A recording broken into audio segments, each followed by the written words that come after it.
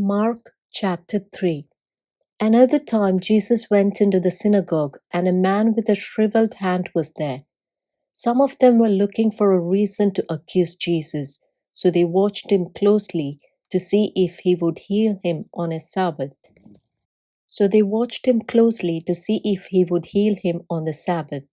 Jesus said to the man with the shriveled hand, "Stand up in front of everyone." Then Jesus asked them, "Which is lawful on the Sabbath, to do good or to do evil, to save life or to kill?" But they remained silent. He looked around at them in anger and, deeply distressed at their stubborn hearts, said to the man, "Stretch out your hand." He stretched it out, and his hand was completely restored. Then the Pharisees went out and began to plot with the Herodians how they might kill Jesus. Jesus withdrew with his disciples to the lake, and a large crowd from Galilee followed. When they heard about all he was doing, many people came to him from Judea, Jerusalem, Idumea, and the regions across the Jordan and around Tyre and Sidon. Because of the crowd, he told his disciples to have a small boat ready for him to keep the people from crowding him. For he had healed many, so that those with diseases were pushing forward to touch him. Whenever the impure spirits saw him, they fell down before him and cried out, "You are the Son of God."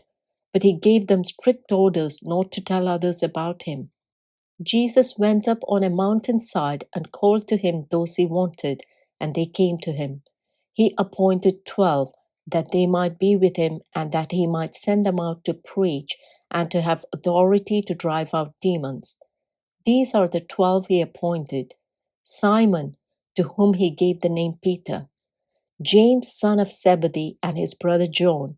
To them he gave the name Boanerges, which means sons of thunder; Andrew, Philip, Bartholomew, Matthew, Thomas, James, son of Alphaeus, Thaddeus, Simon the Zealot, and Judas Iscariot, who betrayed him.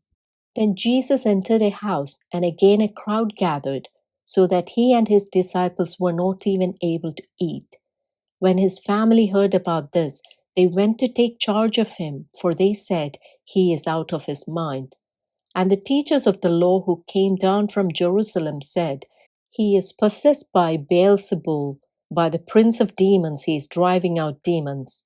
So Jesus called them over to him and began to speak to them in parables. "How can Satan drive out Satan? If a kingdom is divided against itself, that kingdom cannot stand. If a house is divided against itself, that house cannot stand. And if Satan opposes himself and is divided, he cannot stand. His end has come. In fact, no one can enter a strong man's house without first tying him up. Then he can plunder the strong man's house. Truly, I tell you, people can be forgiven all their sins and every slander they utter, but whoever blasphemes against the Holy Spirit will never be forgiven. They are guilty of an eternal sin." He said this because they were saying, "He has an impure spirit." Then Jesus' mother and brothers arrived. Standing outside, they sent someone in to call him. A crowd was sitting around him, and they told him, "Your mother and brothers are outside looking for you." "Who are my mother and my brothers?" he asked. Then he looked at those seated in a circle around him and said, "Here are my mother and my brothers. Whoever does God's will is my brother and sister and mother."